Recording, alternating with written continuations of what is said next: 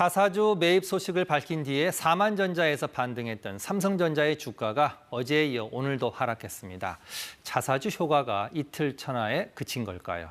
또 금투세 폐지에 합의한 여야가 이번엔 상법 개정 그리고 가상자산 과세를 놓고 의견이 엇갈리고 있는데요. 스튜디오에 권혁중 경제평론가 나와 있습니다. 어서 오십시오. 네, 안녕하십니까. 예.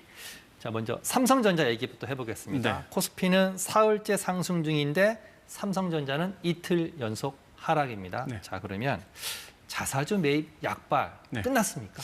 끝났다라기라는 표현보다는요. 일단 투자자들은 이제 엔비디아 실적을 앞두고 있거든요. 예. 저 경계감을 좀 표현했다라는 표현이 좀 맞을 것 같다는 생각이 듭니다. 예. 또 하나의 이제는 뭐 분위기는요. 일단 차익 실현 매물이 좀 나아졌다라고 이제 볼 수가 있겠거든요. 예. 왜냐하면 자사주 매입이라든지 3조 원에 대한 소각 발표를 했었을 때 양 이틀간 삼성전자 주가가 크게 뛰었거든요. 예. 그럼 당연히 이제는 다음 수순은 이제 차익 실현 매물이 나올 수밖에 없어요. 이익을 예. 받기 때문에 예. 매물이 나오겠죠. 그래서 지금 보면은 자사주 매입 발표한 이후에 이틀 동안은 크게 뛰었다가 예. 그 다음 이틀 동안은 사실 삼성전자 주가가 이제 하락을 했거든요. 오늘까지 해서. 예. 그래서 이런 점들을 봤을 때 두 가지 이유가 아마 지금 삼성전자를 업황이다라고 좀 보시면 되겠습니다. 긍정적으로 보면 아직 약발이 끝나지 않았다. 네, 이렇게 맞습니다. 좀 정리해 주시면 감사하겠고요. 자, 그러면 방금 말씀하신 대로 엔비디아의 3분기 실적이 굉장히 중요한데 네.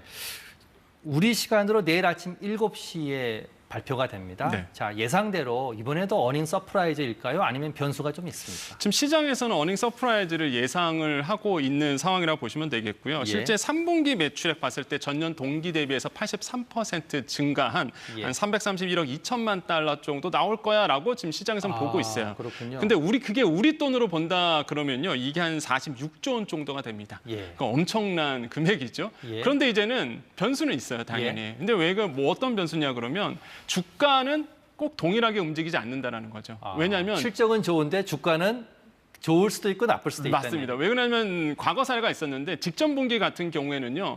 어닝 서프라이즈 기록했습니다. 예. 컨센서스보다 훨씬 더 잘 나왔거든요. 근데 주가는 빠졌었어요. 예. 왜 그러냐면 시장의 기대치가 그만큼 높기 때문에 그렇습니다. 예. 그래서 이번에도 뭐 시장의 예상치를 깨고 어닝 서프라이즈가 기록을 하더라도 그만큼 기대치가 더 높다 보니까 주가는 또 저번처럼 빠질 가능성도 있다라고 말씀을 드립니다. 그러면 네. 내일 우리 주식시장에 엔비디아의 실적이 큰 영향을 미칠 텐데 네.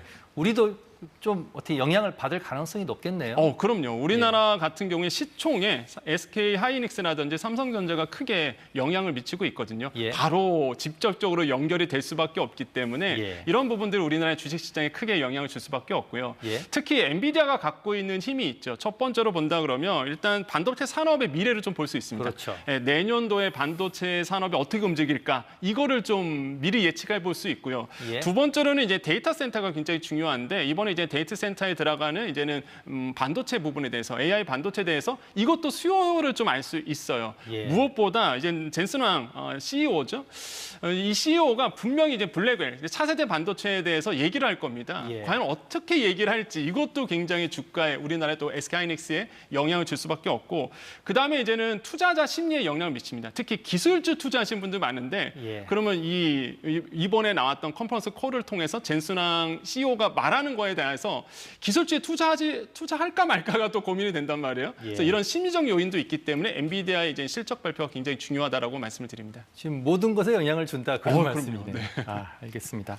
다음 얘기 좀 해보겠습니다. 민주당이 지금 상법 개정안을 추진하고 있습니다. 뜨거운 감자로 떠올랐는데 핵심 내용은 뭡니까? 일단 두 가지라고 보시면 돼요. 이사의 이제 충실 의무 확대라고 보시면 되는데 예. 이사진 같은 경우가 지금의 충실 의무는요 회사였습니다. 예. 근데 만약에 상법 개정이 이루어진다 그러면 거기에 주주까지 포함이 되는 거거든요. 예. 그럼 예를 들어 보겠습니다. 어떤 회사예요. 이제 이익이 많이 났습니다. 그러면 과거 같았으면 현재 같은 경우에는요. 일단 회사의 목적을 둔단 말이에요. 그래서 이제 회사 이사진들이 경영진이 야 이거 좀 유보금으로 놔두자 이 이금에 대해서. 그러면 예. 기존 같았으면 이제 그냥 유보금으로 놔뒀을 거예요. 문제가 없는데. 네, 그냥 가는데 이제는 충실의 의무가 주주까지 포함되다 본다 그러면 예. 주주들이 당연히 배당을 요구하거든요. 그렇죠. 그러면 이사진 입장에서는 이제는 당연히 소액주주에 대한 눈치를 볼 수밖에 없는 상황이 가죠. 만약에 예. 개정이 된다 그러면. 예.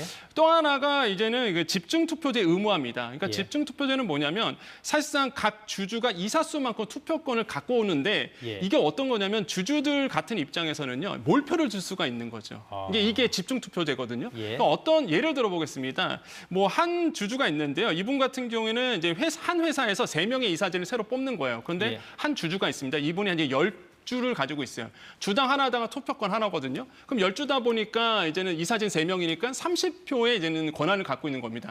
그럼 집중투표제다 보니까 예. 30표를요. 자기가 원하는 이사에다가 몰표를 줄 수 있거든요. 예. 그렇게 된다 그러면 사실상 기존의 경영진 입장에서는 굉장히 좀 긴장할 수밖에 없는 부분이죠. 이거를 의무화한다는 얘기죠. 물론 지금 집중투표제 하고 있는 회사들도 있는데요. 네. 아직 그렇게 퍼지진 않거든요. 확산되지는 않고 확산되지 않고 있다 보니까 이거를 만약에 자산 2조 원 이상 규모라고 하면 우리나라 대기업 다 포함이거든요, 사실상. 그러니까 이걸 의무화한다는 거죠. 이게 상법 개정의 두 가지 큰 축이다. 이렇게 말씀드릴 수 있습니다. 말씀하신 거 들어보니까 재계가 반대 입장을 밝힐 가능성이 높은데 내일 4대 그룹 주도로 긴급 성명을 발표할 예정이라고 합니다. 네. 방금 말씀하신 그런 걸 우려하는 거죠? 그렇죠. 예를 들어서 이사 충실 의무 확대 본다 그러면 예. 뭐가 흔들리냐 보면 이사에 대한 소송이 남발할 수가 있겠죠. 예. 왜 개인 주주들 신경 안 쓰냐라고 볼 수 있겠고 또 하나 말씀드렸던 집중 투표제 의무화가 된다 그러면 예. 이제는 경영계 입장에서는요. 적대적 M&A에 경영권이 노출될 수밖에 없습니다. 왜? 외국인 기관들이 아니면 외국인 세력들이 와갖고 우리나라의 소액주주와 힘을 합쳐서 사실상 이거를 이사진을 뽑을 수가 있게 되고 그럼 예. 이사진이 결국에는 해임권 발동해서 형 경영진을 내놓을 수가 있거든요. 그러다 보니까 이 두 부분에 대해서 굉장히 좀 예민하게 반응할 수밖에 없는 부분이라고 말씀을 드리죠. 내일 긴급 성명을 좀 봐야 될 것 같습니다. 자, 마지막으로 가상자산 과세 얘기 좀 해보겠습니다.